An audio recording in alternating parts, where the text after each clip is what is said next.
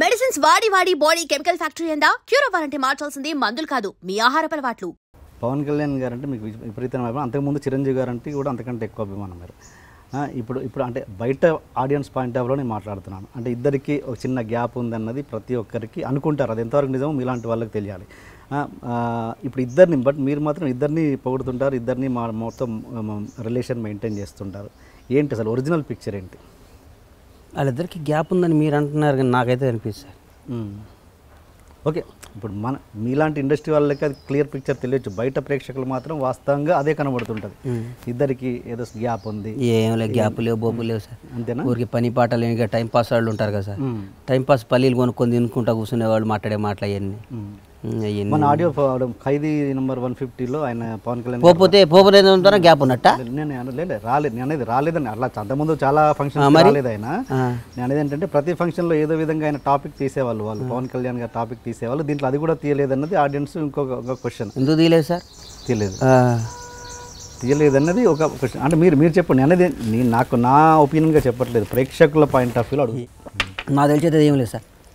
Okay సరే, ఇంకో topic Sachin Joshi. మీరు ఆయనతో ఆషికీ 2 రీమేక్ చేశారు. ఆయనతో వచ్చిన విభేదాలు ఏంటి? నా జీవితంలో నాకు తెలిసి నేనేమన్నా అంటే తప్పు చేయటం జరిగితే నాకు తెలిసి నేను చేసిన తప్పు అదొక్కటే సార్. ఏంట తప్పు అసలు? నాకు సచిన్ అనేవాడికి నాకు పెద్ద పరిచయం లేదు. హమీద్ భాయ్ నా ఫ్రెండ్ ఉన్నాడని చెప్పా కదా ఇందాక. ఆయన పిలిచి సచిన్తో సినిమా చేయన్నాడు. సినిమా చేస్తాను అని చెప్పా. నాకు ఆయన హమీద్ భాయ్ అంటే మాకు మంచి ఫ్రెండు, మనకు అన్ని విధాల సపోర్టర్. ఆయన క్లోజ్గా ఉండేవాడు. అడిగితే కాదని లేప చేస్తానని చెప్పా. నా బ్యానర్ ఇవ్వాలని ఉండేది కాదు. పరమేశ్వర ఆర్ట్ ప్రొడక్షన్స్ ఆయన మిమ్మల్ని అడిగాడా? మీరు నేను ఎందుకు అడుగుతా సార్? సచిన్ జోషిని మీరు అడగలేదు? బండ్లా గణేష్ అనేవాడి సంగతి మీకు ఏం తెలుసు? బండ్లా గణేష్ అనేవాడు చాలా డబ్బు వాళ్ళంత లేకపోయినా కానీ నా క్యారెక్టర్ కానీ నాకున్న ఫాలోయింగ్ కానీ నేను చాలా గొప్పవాడిని అందరు అని ఫీల్ అవుతా. లేకపోతే బతకలేను కాబట్టి. గొప్పవాడని చెప్తే మళ్ళీ ఇది పొగరనుకుంటారు కదా అని ఫీల్ అవుతాను. లేకపోతే వచ్చి అడిగితే చేస్తాలే అని హమీద్ భాయ్ కోసం చెప్పామాట. చేశా. నా జీవితంలో ఈయన లాస్ వస్తుందంటే ఆ స్ట్రీట్లోకి ఇవ్వను. ఆ వీధిలో నడిస్తే లాస్ వస్తుందంటే ఆ వీధిలో నడవ నేను. లాభం వచ్చే స్ట్రీట్ 10 కిలోమీటర్ల దూరం నాకు వెళ్ళి అక్కడి నుంచే నడుస్తా. అట్లాంటి నా మైండ్ సెట్ అది. నేను నా బ్యానర్ అంటే అందరూ యాక్ట్ చేసే హీరోలు ఉండగా నేను బండ్లా గణేష్ అనేవాడు సచిన్ జోషితో సినిమా తీస్తాం అనేది మీరు నమ్ముతారా?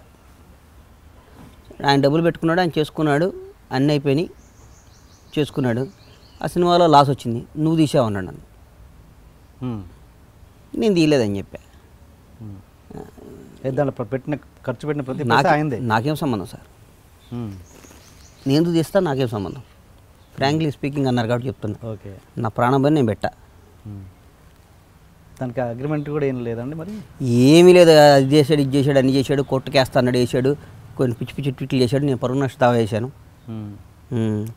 I will see you in jail అని, I will see you in jail అన్నాడు. వాళ్ళకి అలవాటు జైలు. వాళ్ళ నాయనకు వాళ్ళ చరిత్ర వాళ్ళ ఫ్యామిలీ. మాకు అట్లా అలవాట్లు లేవు. మాకు జైళ్ళు బయళ్ళు. మేము అగ్రికల్చర్ బ్యాక్గ్రౌండ్ నుంచి వచ్చాం కదా. అది అంత గుడ్డిగా ఎలా ఇస్తారు కేసు? నాకు అర్థం కాదు. అంటే ఏమి జరగకపోతే ఎవరు కేసా? అదే కేసు ఇదే. ఆ డబ్బులు సినిమా తీసాడు, నాకు డబ్బులు ఇవ్వాలి. ఆయన పెట్టుకుని ఆయన సినిమా తీసుకున్న డబ్బులు నా డబ్బులు నేను ఇవ్వాలంటాడు. సినిమాలో లాభం వస్తుంది సార్ సచిన్ చేస్తే, సినిమా తీస్తే? అంత పిచ్చాడు బండ్లా గణేష్ అనేవాడు. బ్యానర్ వేసేటప్పుడు లేదా తెలియదా మీకు అది? హమీద్ భాయ్ ఆయన కోసం చేశా. అరే మనకి నిలబడ్డాడు, ఆయనకి మనం నిలబడాలని వేసాం. Okay okay okay. అంటే ఒక సందర్భంలో ఆయన నయీంతో చెప్పించి నయీంతో కూడా డబ్బులు వసూలు చేయించాడు అన్నది సునీల్ జోషి నయీం గ్యాంగ్. అసలు నయీం విషయంలో ఇన్వాల్వ్ కాలేదు. నేను నా సంగతి మీకు తెలియదు సార్. ఇంకా మాది మేము పుట్టి పెరిగింది ఇక్కడ కాబట్టి ఈ కథ వాళ్ళు అందరూ పాపం ఎక్కడి నుంచి వచ్చి ఇక్కడికి వచ్చి సినిమాలు తీసేవాళ్ళు కదా. మాది ఇక్కడే కాబట్టి బండ్లా గణేష్ రెండో యాంగిలే మీకు ఎవరికి తెలియదు.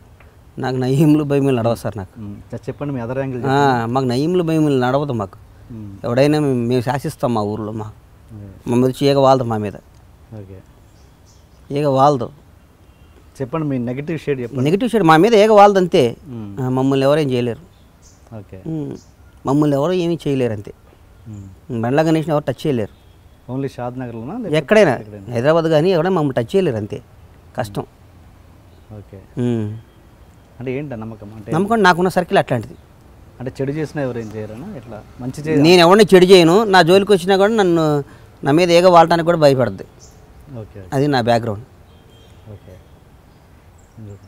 నా మీద ఏగ వాళ్ళతో కూడా అంతే, నాకు నమ్మకం అది. ఎవడేం చేయలేడు సార్ నన్ను.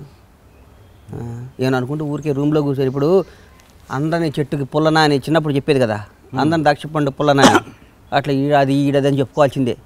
ఓకే. ఓకే. ఓకే. మీకు అర్థమైంది సార్? అర్థమైంది. తిట్టుకోవాల్సిందే నన్ను ఫేస్గా నన్ను ఎవరు ఏం చేయలేరు. నా స్థాయి, నా స్టామినా అది. అంటే మీరు ఆడియో ఫంక్షన్, సమ్ ఫంక్షన్, ఆ సక్సెస్ మీట్ దాని బిఫోర్ రిలీజ్ ఫంక్షన్లో మీరు మాట్లాడారు, ఆ వీడియో కూడా ఉంది. ఏమన్నారంటే దాంట్లో, నాకు సచిన్ లాంటి గొప్ప మిత్రుడు దొరకడం నా అదృష్టం, అతనికి ఈ సినిమా నేను హిట్ ఇస్తాను, ఖచ్చితంగా హిట్ ఇవ్వడమే నా బాధ్యత అని చెప్పారు మీరు. అంటే అంత గొప్పగా మాట్లాడిన మీకు రాత్రికి రాత్రి ఎట్లా లెక్కలు మారిపోతాయి? లెక్కలు మారిపోయినాయి అంటే సార్, ఆడియో ఫంక్షన్లో సచిన్ అనేవాడు నిజంగానే ఆగో ఇంటర్వ్యూలో నీ ఫ్రెండ్ ఎవరా అంటే హిందీలో షారుఖ్ ఖాన్, తెలుగులో బండ్లా గణేష్ అని ఇచ్చాడు. ఓకే. సచిన్ కూడా నాకు సచిన్ మీద కూడా నాకు 6 సినిమా రిలీజ్ అయ్యే వరకు కూడా మన అడిగి ఎట్లా కొట్ల పాపం సినిమా అంటే ఫ్యాషను చేద్దావాలని ఉండేది. ఉట్టిపోయినాక ఓవర్ నైట్ మారిపోయి ఈ పైసలు మొత్తం నువ్వు పెట్టుకోవాలి, నాకు సంబంధం లేదంటే నాకు ఎట్లుంటుంది సార్? నేను రూపాయి కష్టపడి దాచుకొని నేను వచ్చినండి, నాకేం అవసరం సార్ సచిన్ జోషితో సినిమా తీయాల్సిన అవసరం? ఓకే.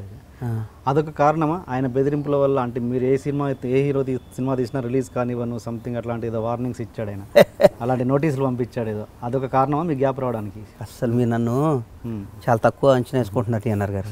నేను చాలా తక్కువ అంచనా వేయట్లేదు, నా అనుమానాలు క్లియర్ చేసుకుంటాను అంతే, అంచనాలు కాదు. మీరు తక్కువ అంచనా వేసారు అంతే నన్ను. మీరు ఏమనుకుంటున్నారు సార్ బండ్లా అంటే? ఏమనుకుంటున్నారు అసలు మీరు? అంచనాలు కాదు, అనుమానాలు మాత్రమే. ఎంతమంది నా వెనకాల ఎంత పెద్ద పెద్ద వాళ్ళు, నా స్నేహితులు ఉన్నారు, నా ఆత్మీయులు ఉన్నారు. మీరు ఢిల్లీకి ఈ ఇష్యూ విషయంలోనే ఒక మినిస్టర్ని కలవడానికి రెగ్యులర్గా వెళ్తున్నారు అన్నది, అది కూడా వాస్తవం? అసలు కదా, నేను లగడపాటి రాజగోపాల్ గారు ఫ్రెండ్స్ బాగా. లగడపాటి రాజగోపాల్ గారు నేను అవును. యూపీలో మేము పౌల్ట్రీ పెడుతున్నాం. యూపీలో ఓకే. సఫాయి అనే విలేజ్ పౌల్ట్రీ పెడుతున్నా, అటుకి వెళ్తుంటా అంతే. ఓకే. వెళ్ళినప్పుడల్లా ఢిల్లీలో ఉంటా కాబట్టి అక్కడ మార్నింగ్ అందరం కలుస్తుంటాను. నాకు అంతేగాని ఈ ఇష్యూని కలవడానికి ఢిల్లీ దాకా పోయే పని నేను సార్, షాద్నగర్లో కూర్చొని పిలిపించుకుంటాను నేను. నాకు ఢిల్లీ అవన్నీ మాటలు. ఓకే. అండ్ మీరు ఎప్పుడు ప్రతి ఇంటర్వ్యూలో మీరు దాటేస్తుంటారు మాటని, అసలు ఈ దీంట్లో చెప్తాన్నారు కాబట్టి చెప్పండి. జూనియర్ ఎన్టీఆర్కి మీకు ఇష్యూ ఏంటి అసలు? ఇవాళ చెప్తున్నా సార్ నేను. పాపం నాకు ఎన్టీఆర్కి ఏ విషయం లేదు, ఫ్రాంక్లీ స్పీకింగ్ చెప్తున్నా. ఎన్టీఆర్ చాలా గొప్పవాడు, చాలా మంచివాడు. చిన్న చుప్పుడు మాటలని వెళ్ళి ఆయన దూరం చేశా. ఆయనకి మీ ద్వారా క్షమాపణ చెప్తున్నా, ఆయనకి ఆయన ఫ్యాన్స్కి. ఓకే. TV9 ఇంటర్వ్యూలో ఆయన మీద కొంచెం తప్పుగా మాట్లాడా. తర్వాత ఇంటికి వచ్చినాక మా నాన్న చాలా ఫీల్ అయ్యాడు. ఓకే. మా ఫాదర్ ఫీల్ అయ్యాడు. తర్వాత నాకు అవకాశం రాలా. ఓకే. ఏం మాట్లాడారు నేను చూడలేదు. TV9 ఇంటర్వ్యూలో ఎన్టీఆర్కి మీకు విభేదాలు వచ్చినట్టు వచ్చినాయి అది ఇది అన్న చెప్పుడు మాటల వల్ల. ఓకే. ఎన్టీఆర్ అనేవాడు పాపం నన్ను ఎప్పుడు ఇబ్బంది ఏం పెట్టలా, నిజంగా చెప్తున్నా. ఫ్రాంక్లీ స్పీకింగ్ విత్ TNR కాబట్టి చెప్తున్నా. ఓకే. బాద్షాలో నాకు కొద్దిగా లాస్ వచ్చింది. ఎమ్మటే 2 సినిమాల వంగ 10% మంచి, అందులో బ్రహ్మాండంగా డబ్బులు మిగిలినాయి. మీ ద్వారా క్షమాపణ చెప్తున్నా. నందమూరి తారక రామారావు అనే గొప్ప వ్యక్తికి, ఆయనకి ఆయన ఫ్యాన్స్కి క్షమాపణ చెప్తున్నా. మీరు ఇదే మాట ఫోన్లో మాట్లాడవచ్చు ఆయనతో? మాట్లాడతా సార్, ఫోన్లో మాట్లాడటం లేదా బయట ఫోన్లో మాట్లాడామనుకోండి, నాకు మీకు తెలుసు, TNR గారికి మీకు తెలుసు. ఓకే. ఆయన ముఖ్యంగా ఆయన్ని కలుస్తా, ఆయన కలిశాను మొన్న. ఓకే. సార్ మీరు ఇప్పుడు మన ప్రధానమంత్రి అయ్యేవారు, అమెరికా ప్రెసిడెంట్ అయ్యేవారు కొత్తగా ట్రంప్ను పోయి 1 వీక్లో కలిసి రమ్మంటారు నన్ను. అది నా కెపాసిటీ. ఓకే. ఎట్లా ఏంటి నాకు అన్ని సోర్సులు ఉంటాయి. నాకు ట్రంప్ను పోయి ఫోటో తీసుకొచ్చి 1 వీక్లో మీకు ఇవ్వమంటారా? ఓకే. షేక్ హ్యాండ్ ఇస్తా. ఓకే. మీరు ఒక ఫలానా మీకు అసాధ్యమైన పని చెప్పండి, నేను చేసుకొచ్చి మీకు చూపిస్తా. నా క్యాలిబర్ అది. ఓకే. సరదాగా పెట్టండి నెక్స్ట్ ట్వీట్. తప్పకుండా చేస్తా. అని రేపు అమెరికా మీద ట్రంప్తో ఫోటో దిగి ట్వీట్ చేస్తా, బండ్లా గణేష్ విత్ ట్రంప్ అని పెడతా. ఓకే. నా క్యాలిబర్ అదే అని Yeah, yeah, నేను నేను చెప్పే కదా మీకు ఇందాక హైదరాబాద్లో మా మీద ఏగ వాళ్ళ సార్ అని చెప్పే కదా. ఈ క్యాలిబర్ని నేను ఎందుకంటే ఎవరి వ్యక్తిగత సామర్థ్యాలను ఎవరు తక్కువ అంచనా వేయరు. ఇక్కడ వాళ్ళు వేసుకుంటారు. మీ ఇంటర్వ్యూలో చూసాక ఆయన అడ్డదిడ్డంగా రియల్ ఎస్టేట్ సంపాదించి అని ఒక ఆయన అన్నాడు. ఓకే, జూనియర్ ఆర్టిస్ట్ కంటే ఎక్కువ, క్యారెక్టర్ ఆర్టిస్ట్ కంటే తక్కువ. జాలి వేసింది నాకు. అడ్డదిడ్డంగా నేను చంపాలి, నాకు హిస్టరీ ఉంది. బండ్లా గణేష్ ఒక చరిత్ర ఉంది. నాకు ఒక అమ్మ, నాన్న, ఒక ఫ్యామిలీ, ఒక భార్య, పిల్లలు, నాకు నా పిల్లలు, నా అన్న, నా కుటుంబం ఉంది. మా దగ్గర 1100 మంది వర్క్ చేస్తారు. నా కోసం ప్రాణం ఇయటానికి స్నేహితులు ఉన్నారు. అదే ఏంటంటున్నా రిలేషన్ ఏంటి? నేను కలిస్తే అట్లే ఉంటుంది టీఎన్ఆర్ గారు. మీరెవరో నాకు తెలీదు, ఇవాళ ఫస్ట్ టైం కలుస్తున్నా. మీరు మా ఇంటికి వస్తున్నా అన్నారు. నిజం చెప్తున్నా. నేను ఎక్కడ మా ఆఫీస్లో ఎక్కడ ఇంటర్వ్యూ చేయొచ్చు. నేను నా ఇంటికి వచ్చేటికి మా ఇంట్లో వాళ్ళకి మన రేపు మీరు వస్తున్నారని కూడా తెలియదు, ఎవరు వస్తుందో తెలియదు. మరి 4 గెస్ట్లు వస్తున్నారు, టిఫిన్ చేసి పెట్టమని చెప్పా.